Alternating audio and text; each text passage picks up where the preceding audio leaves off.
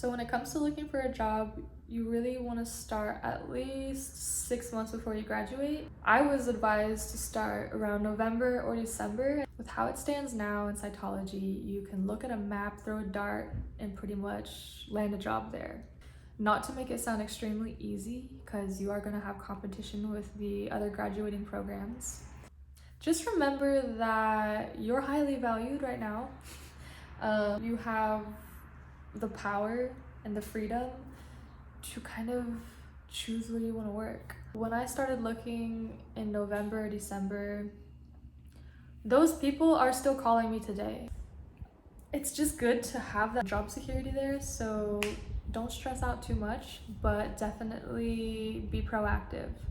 If you're like me and you have a particular place in mind that you really want to go, be overly ambitious and a little bit annoying. My personal situation was a long distance relationship. Fortunately for me, that was Hawaii. Unfortunately for me, it's really hard to get a job out in Hawaii, especially when you're a fresh graduate and they want someone with experience, which is going to be a few places. The cytotechs out here have been working for 30 years, they're well established. I pretty much took the spot of a retiree. They had been waiting so long to decide if they wanted to retire. I was waiting from around January, literally until August. I was waiting to hear back about whether or not this cytotech was going to retire. So obviously I knew, and I'll tell all of y'all, do not put all of your eggs in one basket. No matter how bad you want to go somewhere, do not limit yourself to just chasing one job.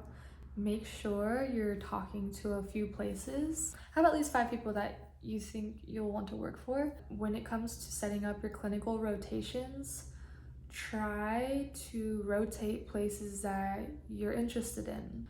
For me, I was interested in Hawaii. I thought, hey, maybe I can try to set up a rotation there. It's very hard to do. It didn't work out. But the idea is that you kind of want to think about rotating somewhere that you want to get hired, like a working internship, right? Even if you don't know where you want to go, these rotations are a really, really good opportunity to explore options. So are they corporate? Are they private? Do they go on surgery procedures? Is that something you want to do?